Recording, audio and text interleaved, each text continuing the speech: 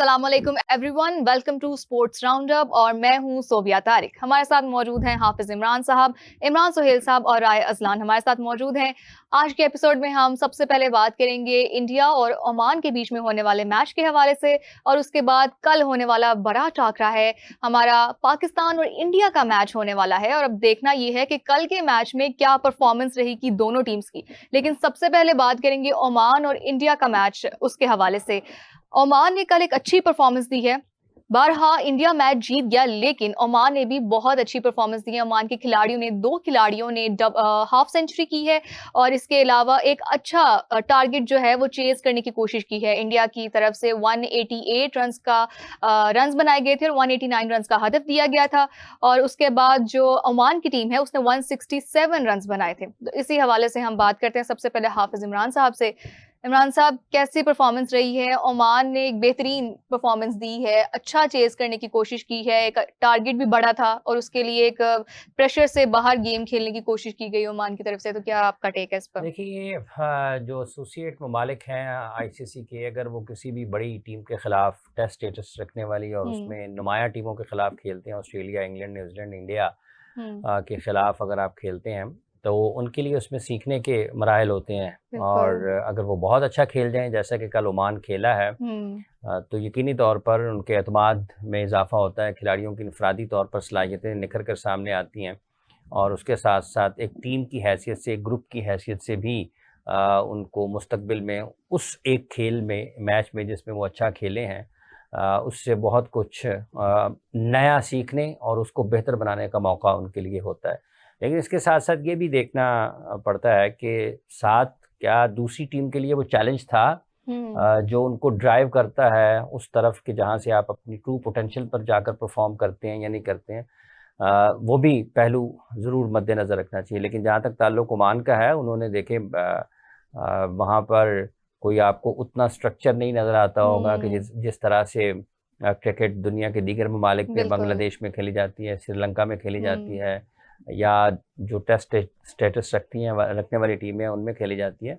उसके बावजूद उन्होंने बेहतर खेल का मुजाहरा किया। वही बॉलर्स थे जो कुलदीप यादव की अगर आप बात करें, जिस अंदाज से उन्होंने उनके खिलाफ बैटिंग की है, जैसे वो अर्शदीप के खिलाफ बैटिंग कर रहे थे, या फिर जैसे वो हार्दिक पांड्या के खिलाफ बैटिंग कर रहे थे, या जैसे अक्षर पटेल के खिलाफ बैटिंग कर रहे थे, तो उनकी सलाहियतें हैं। लेकिन फ़र्क वहीं पर नज़र आता है कि जब इंडिया को लगा कि मैच उनके हाथ से निकल सकता है, वहाँ पर जो फ़र्क उन्होंने डालना था वो उन्होंने अपनी फास्ट बॉलिंग के ज़रिए जो शॉर्ट बॉलिंग की, तो उसका कोई जवाब नहीं था। लेकिन बहरहाल ओमान के लिए कल का दिन, बहरहाल बावजूद इसके कि वो नाकाम रहे, उनके लिए एक अच्छी यादों के साथ वो टूर्नामेंट ख़त्म करेंगे। हाँ बिल्कुल। ये हाँ, कल सूर्य कुमार यादव ने भी मेरे ख्याल से बैटिंग में नहीं उन्होंने की, और फिर उन्होंने जैसे कहते हैं ना, एक चेंज करने की कोशिश की है। फर्क पड़ता है ऑपोजिशन से। सारा काम ही ऑपोजिशन का, अकेले तो आप खेल ही नहीं सकते ना। एग्जैक्टली, बिल्कुल।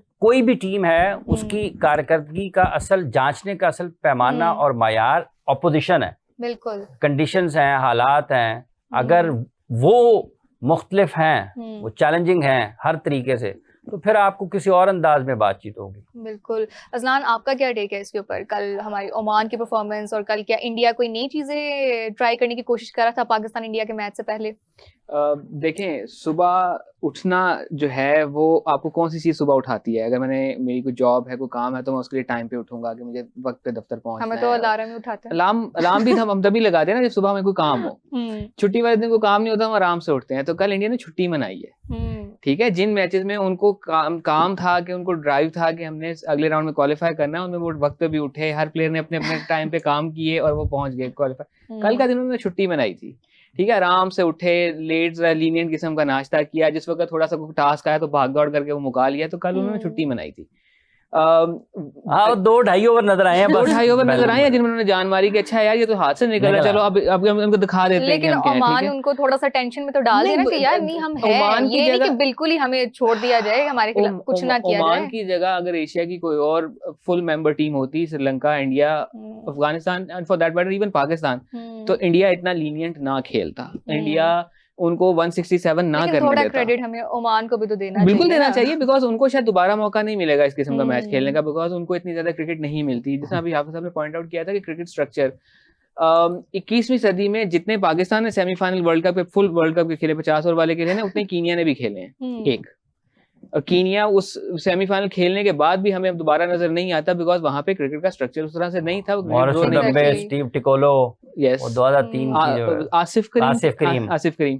सो अब वो हमें वो नजर नहीं आता। वो एक उनकी जनरेशनल टैलेंट वाली टीम थी कि जो उनको सेमीफाइनल खिला गई, और उसके बाद दोबारा हमें उस किस्म का टैलेंट नजर नहीं आया, बिकॉज वहां पे उस किस्म का स्ट्रक्चर नहीं था। तो अगर ओमान अपना उस किस्म का स्ट्रक्चर बिल्ड नहीं कर पाया तो इवेंचुअली खत्म हो जाएगा। ऑल्सो होम ग्रोन टैलेंट, ये टीमें हो गई यूएई, कुवैत, ओमान, इस तरह की टीमें जो है ये होम ग्रोन टैलेंट के बगैर नहीं चल सकती। इनका कितनी देर तक आप माइग्रेंट्स को खिलाएंगे? सो इवेंचुअली इनको उस तरफ भी आना होगा। यही चीज बाकी उन एसोसिएट कंट्रीज पे भी अप्लाई होती है, जैसे कि यूएस हो गया, जिस तरह से इटली हो गया, कि जो अभी तो ग्रो करते नजर आ रहे हैं, लेकिन ये ज्यादा देर सस्टेन नहीं कर सकेंगे। इनका पूरा का पूरा रिलायंस रहा इमिग्रेंट खिलाड़ियों के ऊपर। स्पेशली कल जिस किस्म का कानून डोनाल्ड ट्रंप साहब ने साइन कर दिया, मुझे नहीं लगता कि क्रिकेट भी खेली जा सकेगी। तो again structure, home grown talent, अभी का जो टैलेंट है इसको बिल्कुल यूटिलाइज करें, ज्यादा से ज्यादा क्रिकेट जहां आपको मिलती है जरूर खेलें। एंड लीग्स के अंदर हमारा रुझान होता है बड़े खिलाड़ियों की जानिब, जबकि मेरा ख्याल है कि लिस्ट मैनेजर्स की नजर इस पे भी होनी चाहिए, कौन से एसोसिएट खिलाड़ियों, मुल्कों के खिलाड़ी ऐसे हैं कि जो अच्छा परफॉर्म कर रहे हैं। ये जो हमाद कल खेला है, हमाद है ना, बिल्कुल ऐसे ही है। फिर वो जो अब मुझे नाम भूल रहा है, ऑस्ट्रेलिया के लिए जो खेलते हैं पहले, टिम डेविड सिंगापुर के लिए खेला करते थे। सिंगापुर से वो पीएसएल में आए। पाकिस्तान कितने खिलाड़ी हैं जिन्होंने पाकिस्तान टीम में कोशिश किया, लेकिन अब वो चांसेस कम है ना। तो वो वही कह रहा हूं ना कि एसोसिएट खिलाड़ियों में भी आपको ऐसे खिलाड़ी मिल जाते हैं जो कि लीग्स के सुपरस्टार बन सकते हैं, और आपको वो कम पैसों में भी मिल जाएंगे खेलने के लिए। तो इस किस्म की फैसिलिटी आपको एसोसिएट टीम से आप बना रहे हैं लिस्ट, मेरा ख्याल है। नहीं, मैं लिस्ट मैनेजर नहीं हूँ। मैं लिस्ट मैनेजर बिल्कुल नहीं हूँ। या फिर खुद डेब्यू करने का सोच रहे हैं? घुटना इजाजत नहीं देगा, वरना कर लेता हूं। अच्छा इमरान सुहेल साहब, ये जैसे अजलान कह रहे हैं कि कल एक बहुत ही लीनिएंट गेम रखा है इंडिया ने, तो क्या हम इसको एक प्रैक्टिस मैच कंसिडर करें पाकिस्तान इंडिया के मैच से पहले? देखिए कल के मैच में आप ठीक कह रही हैं कि ये सब भी ठीक कह रहे हैं कि हार्दिक पांड्या को भी उन्होंने बैटिंग के लिए भेज दिया। टीम थोड़ा रिलैक्स मूड में थी और बेंच स्ट्रेंथ चेक करने के मूड में भी थी, बेंच स्ट्रेंथ चेक करने। बट मेरा स्टांस ये है कि सिर्फ सूर्य कुमार यादव को साइड पे कर दे तो बाकी सब ने अपनी इंडिविजुअल जगह पर पूरा जोर लगाया। हर बंदे ने पूरा जोर लगाया। अगर कोई हर्षित राणा भी खेले तो उन्होंने भी शॉर्ट ऑफ लेंथ बॉलिंग की है। अगर उनके जो लेफ्ट आर्म फास्ट बॉलर खेले हैं अर्शदीप, उन्होंने भी पूरा जोर लगाया। उन्होंने भी अपने कल पूरी 100 विकेटें की हैं। कप्तान को सिर्फ एक साइड पे कर दे, बाकी 10 प्लेयर ने पूरा जोर लगाया। और उसका क्रेडिट इसलिए कह रहा हूँ कि ओमान ने अच्छी क्रिकेट खेली और उन्होंने उन 10 को पूरा चैलेंज दिया। एक बंदे को साइड पे कर दे, बाकी 10 के 10 को चैलेंज दिया और 10 के 10 ने पूरा जोर लगाया। बिल्कुल तो ये एक पॉजिटिव चीज ओमान की तरफ से है। 2 स्मिथ सेंचुरी आना, मिर्जा, क्योंकि अगर ये देखा जाए कि उनका लास्ट मैच था, उनको पता था अगर हम जीत भी गए तो हम आगे तो जा नहीं सकते, लेकिन उसके बावजूद उन्होंने अपनी पूरी गेम दिखाई है। सूर्य कुमार को भी याद रहेगा, वो भी 11वें नंबर पे कभी खेलने के लिए नहीं आए, मतलब ऊपर 10 खेल गए वो नहीं आए। लेकिन अगर कप्तान अगर फ्रंट से लीड करता है तो पूरी टीम की परफॉर्मेंस चेंज हो जाती है। मेरे ख्याल से जो फिलहाल हमारी पाकिस्तानी टीम की हालत चल रही है, हमें ओमान से ही कुछ सीखना चाहिए कि जैसा भी है हमें अपना कम से कम पूरा देना चाहिए। और उसके अलावा प्रेशर हैंडलिंग हमारे लिए बहुत जरूरी है। हम इसको लाइट नहीं कह सकते। अगर ओमान देखा जाए तो ओमान एक इंडिया के मुकाबले में बहुत छोटी टीम है, बहुत नई टीम है, और अगर वो ये प्रेशर हैंडल कर सकती है तो फिर पाकिस्तान को क्या मसला है? पाकिस्तान की टीम को भी तो चाहिए ना। एक और चीज है, वो जो पिच था ना, वो उस पे बॉल बैट्समैन तक पहुंच रहा था, बहुत ब्रेक नहीं हो रहा था। अच्छा हम ये पिच की भी बात कर लेते हैं कि मेरे ख्याल से पाकिस्तानी खिलाड़ियों की जानिब से भी कहा गया कि जो अबू धाबी की है पिच और जो दूसरी दुबई की पिच है उसमें थोड़ा सा डिफरेंस है उनके लिए, काफी डिफरेंस है। तो उसको भी डिस्कस करें। उसके हवाले से हमारी पाकिस्तानी टीम की परफॉर्मेंस पे क्या असर इतना ज्यादा पड़ा है? देखिए अगर यहाँ पर आप हसन नवाज को खिला दें इस पिच के ऊपर तो वो यहाँ पर रन करें। खिलाड़ियों का ये कहना है कि मतलब दुबई की पिच बॉल जब आपका ऊपर चढ़ के आ रहा होता है ना, तो हमारे जो बैट्समैन है जो तेज खेलना पसंद करते हैं वो लाइक करते हैं कि बॉल उन तक पहुंचे, वो बॉल तक ना जाए। जो स्पिनिंग ट्रैक होता है आपको वहां तक पहुंचना पड़ता है, या फिर आपको ड्रॉप करके बल्ला सिंगल डबल स्ट्राइक रूट ज्यादा करना पड़ता है और वेट करना पड़ता है कि कब अच्छा बॉलर बैट बॉल करे तो आप उसके ऊपर स्ट्राइक करें। तो ये पिच अगर हमारे बैटर्स को भी दे दी जाए तो वो भी यहाँ पर 200 रन कर जाते हैं ओमान यूएई के अगेंस्ट। तो फिर ये हम इजीली कह सकते हैं कि साइम अयूब जो इतनी जल्दी आउट हो जाते हैं, बिल्कुल डग पे आउट हो रहे हैं, ये मेजर एक इशू है उनके लिए। Of side the off stump सबने मार्क कर लिया, दुनिया भर ने। अब उन्हें of side the off stump पे ही करेंगे, पैक करेंगे, उन्हें ऑन साइड पे नहीं खिलाएंगे और वो पकड़े जाएंगे वहां पर। और दोनों स्टेडियम्स की ना साख्त में भी फर्क है, जिसकी वजह से कंडीशंस में फर्क आता है। अबू धाबी का चूंकि साइड से ओपन है तो हवा गुजर जाती है, तो वो ड्यू को उस तरह से अपना किरदार अदा नहीं करने देती। अबू धाबी के सरफेस में शुरू में आपको थोड़ी सी ग्रास मिल जाती है तो सीमर्स को थोड़ी सी हेल्प मिलती है, बट इवेंचुअली स्पिनर्स वहां पे अपना रोल प्ले करते हैं।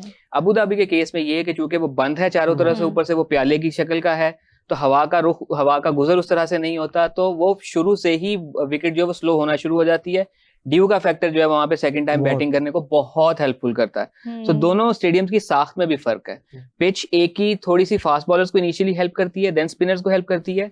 जो बैलेंस सरफेस है थोड़ा सा अबू धाबी का, लेकिन वो फिर स्लो होना शुरू हो जाता है, तो ये भी फर्क है दोनों। तो हाफिज साहब, बाउंड्री भी बड़ी है। हाँ, बाउंड्री भी बड़ी है। अगर पिच के इशू को हमने हल करना है तो पाकिस्तानी टीम की क्या बेसिक जो एक आइडियल स्ट्रेटेजी है होनी चाहिए? देखिए, डिपेंड करता है कि क्योंकि अगर देखा जाए अबू धाबी में हमारा एक ही मैच है आगे, कंडीशनल है, प्लेयर्स उनकी अपनी लिमिटेशंस हैं, कुछ ज़्यादा से ज़्यादा क्रिकेट नहीं खेली हुई, स्किल्स के ऊपर बहुत ज़्यादा उनकी वो नहीं किया जा सकता कि ये आपको हर जगह पर अडेप्ट करेंगे और फौरी तौर पर खेलते हुए नज़र आएंगे। लक फेवर करेगी, जैसे साइम के 3 सिफर हो गए हुए हैं, ठीक है, और उनके डिसमिसल्स देख लें आप, उन जहाँ वो सिफर पर आउट हुए हैं कि वो कैसे हो रहे हैं, उसमें क्या पिच का अमल दखल है। मतलब एक बॉल आपको यहाँ पे मिल रहा है, आप कट उसको मार रहे हैं, उसमें पिच का क्या लेना देना है। तो जो वो आउट हुआ है उसमें तो पिच कोई नहीं नजर आती। हसन नवाज जिन गेंदों पर आउट हुए हैं उसमें पिच का क्या लेना देना है। ये तो एक वो बहस है कि जब आपको कुछ ना मिले तो आप पिच के ऊपर आ जाएं। जब सलमान अली आगा ने स्वीप मारा है अगेंस्ट इंडिया, तो क्या वो बॉल बहुत टर्न हुआ है, बहुत स्पिन हुआ है, अनइवन हुआ है। तो इतनी ज़्यादा अगर आप स्ट्राइक रोटेशन की बात कर रहे हैं, तो जो बारी ली है कल से पहले मैच में जब बांग्लादेश और अफगानिस्तान और श्रीलंका का मैच चल रहा था, तो कौशल मेंडिस और परेरा जब दोनों खेल रहे थे, तो वो 8 से ज़्यादा का उनको मतलूबा था रन रेट। तो वो कैसे करते हैं, वो तो बगैर बाउंड्री के 8-8 9 रन बनाते रहे। तो ये इसका इन्हिसार सारे का सारा कि अगर आप पिच को अपने दिमाग पर हावी करते हैं तो वो फिर आपको कुछ नहीं करने देगी। मतलब कोई टर्न बताए ना कि टर्न कहाँ पर हुआ है। अगर कोई बॉल स्पिन हो गया और वो नहीं खेला गया, बॉल ब्रेक हो गया बहुत ज़्यादा, मतलब ये लेग स्पिनर का बॉल है, ठीक है, खब्बे को वो पढ़ के इतनी तेज़ी से अंदर आया कि आपके पास आप बिल्कुल मतलब लाजवाब हो गए हैं उसके ऊपर। या कोई ऑफ स्पिनर का बॉल है, पढ़ के अंदर की तरफ निकल गया या बाहर निकल गया। आप अपने शॉट्स देखें, आप किन शॉट्स पर आउट हुए हैं, क्या वो शॉट्स आपको खेलने चाहिए इंटरनेशनल क्रिकेट में, वो शॉट्स क्यों खेले गए आपकी तरफ से। तो वो एक पूरे का पूरा प्रोसेस है। इवन यूएई वाले मैच में, सॉरी बात काट रहा हूँ, आप अगर देखें जो हमारे लेफ्टीज आउट हुए हैं वो टांग पे मारते हुए लॉन्गर बाउंड्री पे आउट हुए हैं, और वो लेफ्ट आर्म स्पिनर को आउट हुए हैं। मतलब नॉर्मली खब्बे को खब्बा बड़े आराम से खेल, कैसे आउट हुआ अगेन लेफ्ट आर्म स्पिनर के अगेंस्ट लेफ्टी बहुत जोन में आता है ना बॉल, बिल्कुल ऐसे ही है। और उन्होंने वो बाकायदा विकेटें खरीदी हैं, उनको खिलाया टांग पे, उनको इंटाइस किया और वो मारने गए हैं उस बाउंड्री पे जो कि बहुत सबसे लॉन्गेस्ट बाउंड्री थी, और वो 15-15 मीटर पहले आगे गए हैं, 15-15 मीटर पहले पकड़े गए हैं। आपने देखा होगा उन्होंने क्रॉस शॉट बहुत खेले हैं और स्पिनर फ्लॉप हुए वहां पर। वही स्पिनर्स है ना, वो ना ब्रेक मिल रहा था ना स्पिन मिल रहा था, वो आराम से, कोई टॉप एज नहीं लगा। आई थिंक एक आधा टॉप एज लगा है वो उनको। जो अगर यही शॉट्स ओमान के लोग दुबई में खेल रहे होते तो क्या कर सकते? मुझे लगता है वो 2 छक्के लगे कुलदीप यादव को, वो भी ना लगे, कुछ भी नहीं होना था ना। वो फर्क तो है, 2 पिचेस का फर्क है। हाँ, हमारे प्लेयर्स का मेंटली फर्क भी बहुत है। दूसरी टीमों के मेंटली जितने स्ट्रांग हैं, हम बहुत वीक है मेंटली। अगर हमें पता है कि चले यार स्पिनर्स को फेवर कर रहा है, तो फिर क्या हम इस चीज के लिए तैयार होके ही नहीं आए कि अगर हमें थोड़ा सा पिच मुख्तलिफ मिलता है तो फिर हमने किस तरह से जाना है। हमें एक ही तरीका आता है कि हमने अगर तो कुछ समझ में नहीं आ रहा तो अपना फेवरेट क्रॉस शॉट खेलना। अगर तो पिच फेवर कर रहा है कि नहीं ब्रेक हो रहा तो आपको लग जाएगा। जहां स्पिन और ब्रेक आएगा वहां कोई नहीं खाएगा, वहां बहुत सियाने लोग। और हमें शायद ये समझाने के लिए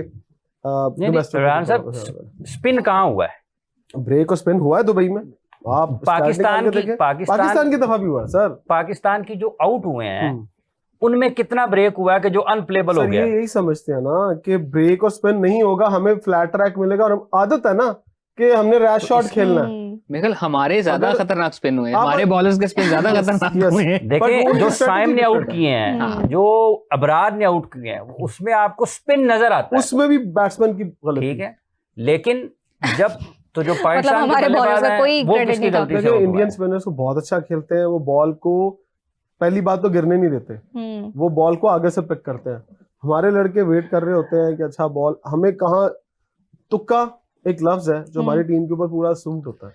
हमने कभी स्ट्रेटेजी के साथ नहीं खेला, ना मेंटली स्ट्रांग है, हमें बताया नहीं जाता, हमें हर हमारे स्ट्रेटेजी को बेहतर बनाने के लिए क्या करना पड़ेगा? छोड़ दे, एक मेंटली प्रेशर है कि मैंने रन्स करने हैं, मेरे से रन्स नहीं हो रहे, रन्स नहीं होते इस प्रेशर में, बिकॉज हम स्ट्राइक रोटेट नहीं करते, स्पिनर एक ही जगह पे बॉल करके हमें बीट किया जाता है, यहाँ में अच्छा, पाकिस्तान और इंडिया के मैच से पहले भी जो खिलाड़ियों की एक अहम बैठक होती है, इनकी मीटिंग हुई है, और उसमें उन्होंने इस बात का एतराफ किया है कि ठीक है हमारी परफॉर्मेंस इतनी अच्छी नहीं थी और इसके लिए हमारा जो है स्ट्राइक रोटेट करना बहुत जरूरी है अब अगले मैचेस में। अब वो खुद इस बात को करना चाह रहे हैं, लेकिन अगर अब उनको ये समझ आ रही हो तो पहले क्यों नहीं इस पे इम्प्लीमेंट किया गया? वही कह रहा हूँ ना कि अब हम जैसे इमरान भाई ने भी बात की कि हम वेट कर रहे होते हैं कि बॉलर बुरा बॉल करे।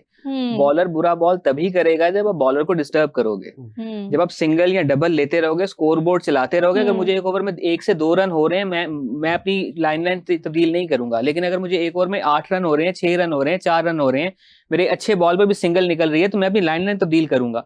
वहां मैं गलती करूंगा जिसपे मैं छक्का लग सकता है कि हम क्यों डिस्टर्ब करेंगे। शाहीन शाह अफरीदी की बैटिंग देख लें, वो ये वेट नहीं करता है, बॉलर बुरा बॉल करेगा, वो चांस लेता है। आपको T20 कुलदीप यादव भी इस बात की तारीफ कर रहे हैं कि शाहीन अफरीदी की बैटिंग बहुत अच्छी है। बैटिंग हमें चाहिए नहीं, जैसे साइम अयूब से हमें आउट नहीं चाहिए, हमें रन चाहिए। ना अब हाँ, बॉलिंग छोड़ के बैटिंग पे आ गए कि वो बैटिंग की तारीफ करने लगे कि हमारे बैट्समैन कोई काम नहीं कर रहे। ऑल्सो उन्होंने थोड़ा गिला भी किया था कि मेरा बॉलर क्यों लिखा हुआ है।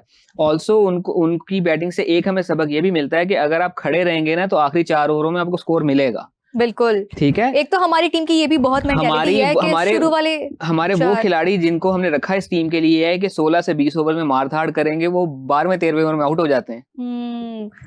ये एक मसला है। हाँ, हमारी टीम की ना एक ये मेंटालिटी है अजलान कि अगर हमारे स्टार्टिंग वाले खिलाड़ी नहीं कर रहे स्कोर, तो हमारी यही मेंटालिटी कि हमारे आखिरी ओवर्स में जो है ना वो बिल्कुल भी स्कोर हम कर ही नहीं सकते। एक मेंटालिटी बन जाती है, एक प्रेशर है।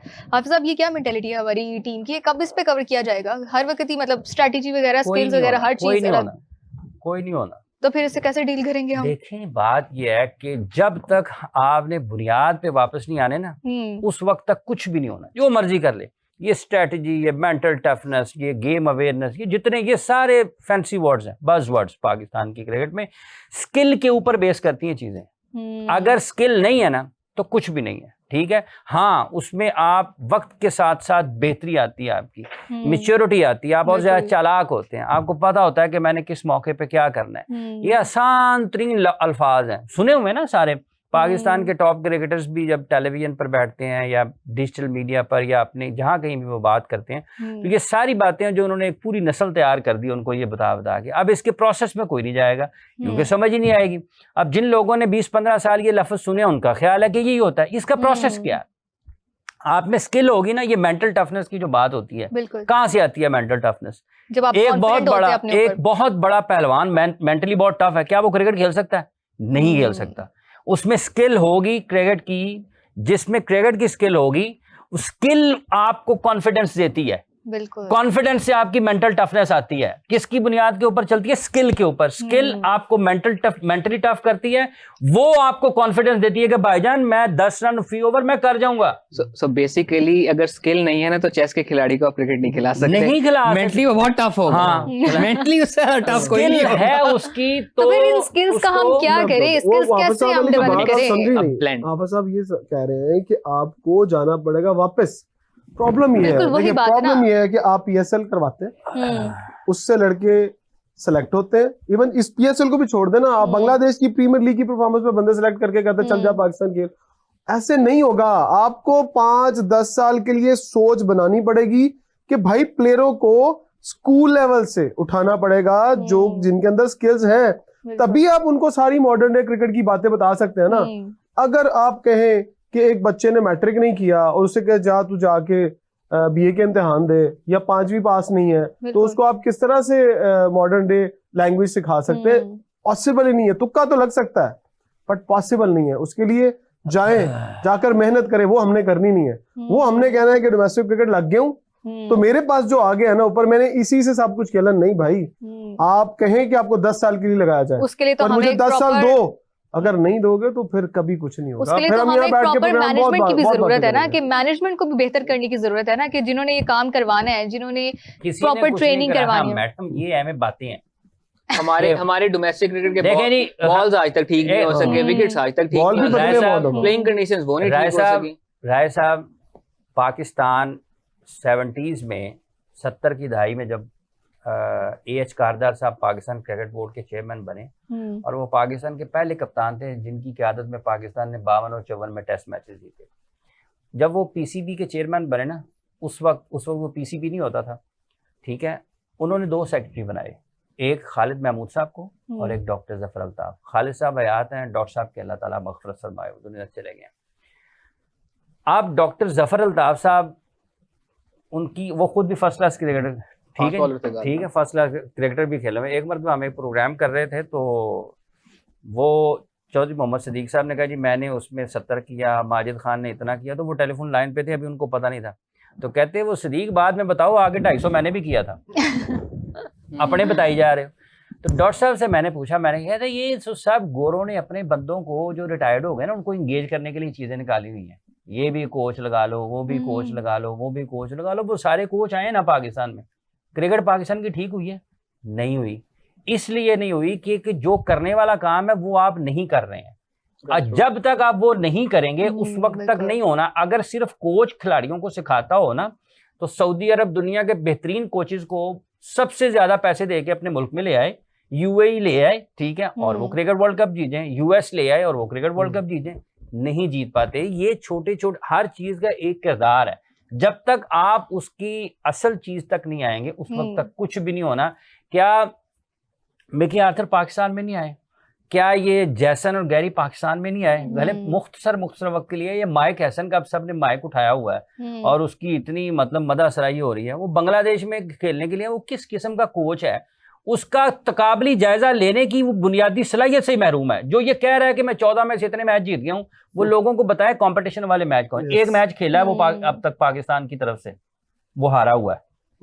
एक मैच सिर्फ खेला है। दूसरा एक और चीज आई थी ना, अभी जैसे मैंने कहा था कि हमारे यहाँ फैसिलिटीज को बेहतर होने की जरूरत है, बिकॉज हमारा स्किल तब तक डेवलप नहीं होगा। फैसिलिटीज की अगर सुन लें तो जो थोड़ी बहुत मैंने इंग्लैंड में क्लब क्रिकेट खेली है, तो हमारे क्लब के पास इतनी फैसिलिटी थी ना, और वहाँ पे हर क्लब के पास इतनी फैसिलिटी है। इंग्लैंड को हर 6 माह बाद वर्ल्ड कप जीतना चाहिए। हाँ। वहाँ पे स्किल और टैलेंट उस तरह का नहीं था उस जमाने में, अब है, चूंकि वो फिर डोमिनेट भी कर रहे हैं। So there needs to be a balance. आपका टैलेंट तब तक निखर के सामने नहीं आएगा जब तक आपकी डोमेस्टिक क्रिकेट और उससे निचले लेवल की जब तक आपकी क्लब क्रिकेट ठीक नहीं होगी कुछ भी नहीं होना। ऑल्सो और पाकिस्तान क्रिकेट बोर्ड का -0 उसके ऊपर तवज्जो है। वो कह रहे हैं कि क्लब बंद हो गए हैं, अगर 10 जगह पे बंद हो गए हैं तो वो बाकी जो 5 चल रहे हैं ना, वो कहते हैं ये 5 भी बंद करो, हम इसकी तरफ जाना ही नहीं चाहते। हम जाते हैं स्कूल क्रिकेट की तरफ जो हफ्ते में 2 दिन खेली जाएगी, ठीक है, और वो भी कॉलेज स्कूल क्रिकेट में कॉलेज के प्लेयर्स आगे खेलते हैं, टूर्नामेंट जीत जाते हैं। ये इनका आलम है। और उससे निकल के हम कैंप लगाएंगे, ये बिल्कुल हवाई बातें कर रहे हैं। कोई कुछ भी नहीं होना, जो मर्जी कर। परसों से मैं स्कूल क्रिकेट शुरू हो रही, सॉरी आपकी बात, परसों से स्कूल क्रिकेट शुरू हो रही है। जिस मुल्क का chief operating officer club cricket की आके प्रेस कॉन्फ्रेंस करने बैठ जाए 3-4 अफसरान को लेके, उनकी सलाहियत का ना सोचने समझने की और खेल की समझ बूझ का, आप अंदाजा लगा लेंगे कि यार ये हो रहा है पाकिस्तान क्रिकेट के साथ। दूसरा हमारे यहाँ वो भी एक रुझान है कि हम कहते हैं जी कोचेस ले आओ, फलाने को कोच लगा दो। अब उसमें भी सबका जोर जो है वो पाकिस्तान टीम की कोचिंग करने के ऊपर है। पैसों की तरफ है ना। कोई नहीं कहेगा कि जी मैं अंडर 13 की जिम्मेदारी मैं लेता हूँ, मैं अंडर 14 की मैं लेता हूँ, 16 की मैं लेता हूँ, 19 की मैं लेता हूँ। पता है कि कुछ नहीं बात आ गई ना, हर किसी के लिए फैसिलिटीज की बात आ गई। उसमें ये आ जाता है कि जो कोच लगता है इन टीमों के साथ, उसको भी अपने करियर में कोई ग्रोथ नजर नहीं आती। हमारे कितने कोचेज हैं जो कि लोकली ग्रोन है और वो हेड कोच बने पाकिस्तान के। मेरा ख्याल है अब्दुल रहमान भाई के अलावा कोई और एग्जांपल हमारे ज़हन में नहीं आती कि जो बहुत बड़ा नाम नहीं थे, कोच बेहतर थे तो हेड कोच लगा दिया गया। अच्छा, स्कूल क्रिकेट का मैं बता रहा था, आपकी बात शुरू हो गई। स्कूल क्रिकेट परसों से शुरू हो रही है। स्कूल क्रिकेट में क्या किया इन्होंने, अभी के इन्होंने कहा कि हर स्कूल के ट्रायल पीसीबी का सिलेक्टर लेगा। स्कूल ने 40 लड़कों के नाम दिए और ये मेरे जराये के मुताबिक है कि स्कूल ने 40 लड़कों के नाम दिए और वहां पर एक सिलेक्टर आए, उन्होंने कहा जी आपके स्कूल के 40 लड़कों के ट्रायल होंगे। अच्छा। वो ट्रायल लेते हैं क्योंकि जाहिर बात उनकी ड्यूटी लगनी है, डीएडीए बनना है। exactly. ट्रायल लेते हैं तो बाद में एंड पे कहते हैं यार आप बता दो 20 कौन से खेलेंगे। जिसके 16 है वो 16 के 16 सिलेक्टेड है, तो फिर ट्रायल किस चीज के भाई? अब वो 16 सिलेक्टेड है, बिल्कुल। फिर उसके बाद जो 20 आप रख रहे हैं 40 में से, वो भी कोच को कह रहे हैं यार तू 10 दे केड़े सही ने। तो फिर आपने क्या किया? आपने जस्ट ये बताया कि आपने स्कूल लेवल पर सिलेक्टर भेजा, वो जाके सिलेक्ट करके आया, फिर आपने उनको ग्राउंड कौन सा दिया? अगर मैं नॉर्थ जोन की बात करूं तो आपने पैथेटिक ग्राउंड दिए बच्चों को स्कूल क्रिकेट खेलने के लिए। अगर कोई अच्छा बच्चा क्रिकेट खेलने वाला है, आपने उसको एनवायरनमेंट ऐसा दिया जहाँ वॉशरूम नहीं है, तो आप क्या सिखा रहे हैं? आप स्कूल क्रिकेट सिर्फ मतलब नाम के लिए करवा रहे हैं। वही इन दी एंड बात आगे जो अजलान बात कर रहे थे कि फैसिलिटीज प्रोवाइड करने की बहुत ज्यादा जरूरत है, मैनेजमेंट बेहतर करने की बहुत ज्यादा जरूरत है। जी बिल्कुल। ये पाकिस्तान में ना नॉन क्रिकेटिंग चीजें इतनी ज्यादा जेर बहस रहती हैं कि जिसका कोई हद हिसाब नहीं। ठीक है, फैसिलिटीज होनी चाहिए टॉप क्लास, इसमें कोई दूसरी राय नहीं है, कोई दूसरी राय नहीं है, होनी चाहिए। ठीक है, लेकिन सबसे पहले वो टॉप क्लास होने चाहिए जिन्होंने उनसे इस्तेफादा करना है, जिन्होंने वहां पे क्रिकेट खेलनी है। अगर क्रिकेट टॉप क्लास नहीं हो रही ना, जितनी मर्जी बिल्डिंगें बना दें, जितने मर्जी अच्छे खाने, वो 2.5 रुपए लेके ना टेस्ट मैच के, वो 2.5 दिन आउट नहीं होते थे। अब ये 2.5 लाख हैं और 2.5 सेकंड लगते हैं।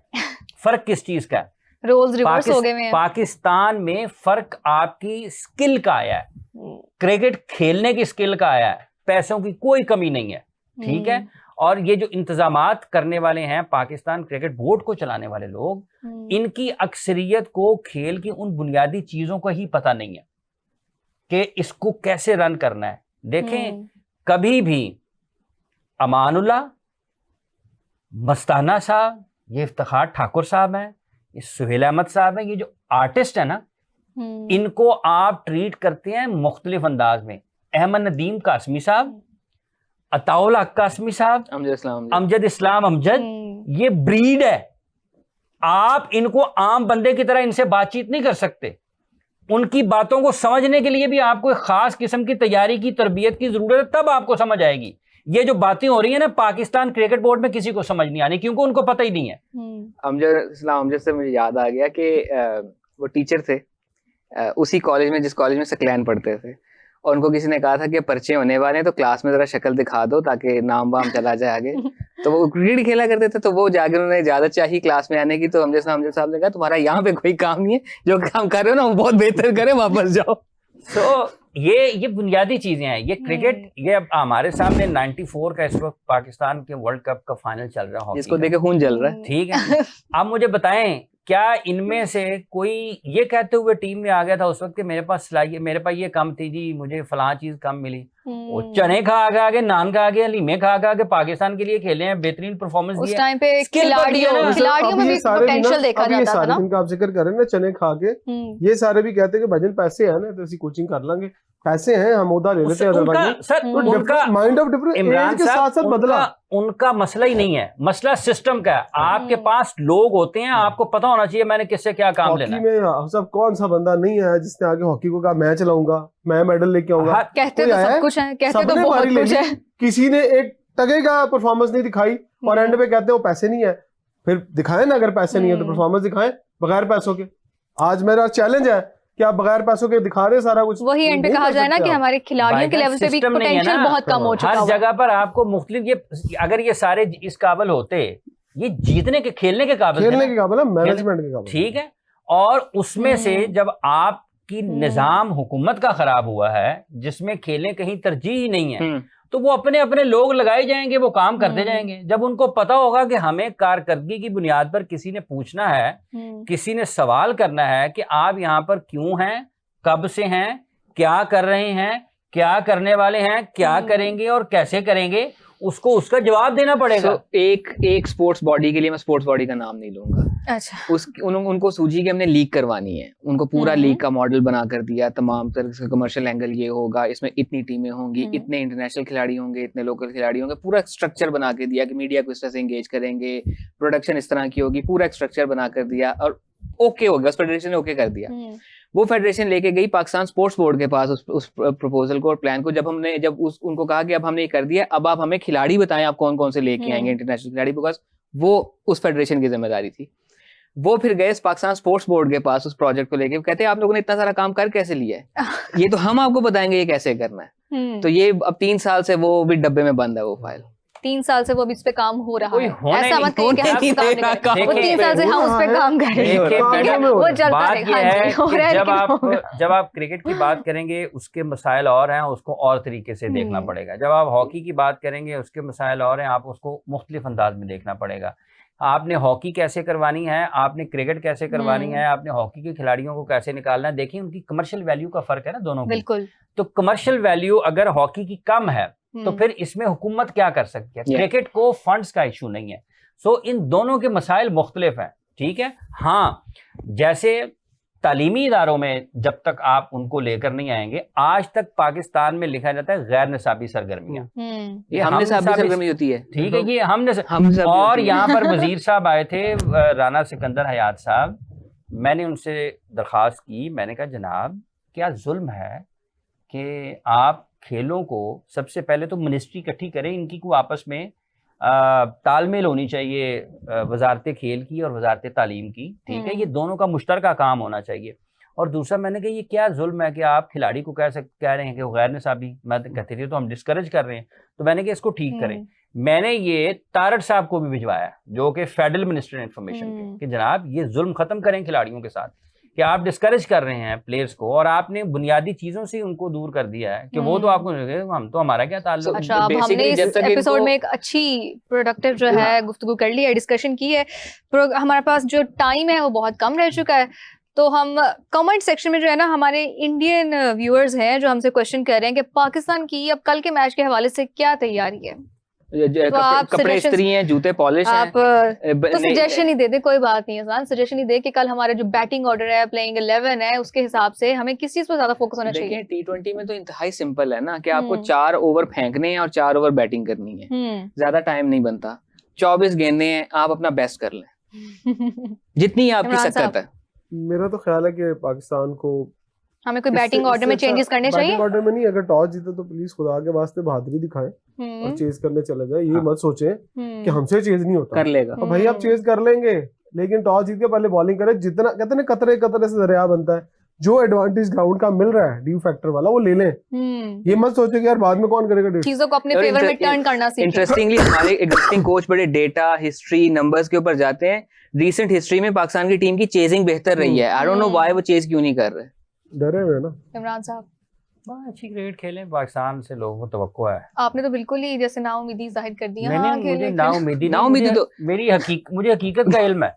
सब लोग मैं ख्यालों में रहूं, मिला वजह मतलब हवाओं में उड़ता रहूं, मुझे पता है। वो तो आपने मजबूर कर दिया। ख्वाबों ख्यालों की दुनिया की मुझे क्या जरूरत है। इसलिए सुकून में रहें, अच्छी क्रिकेट खेले।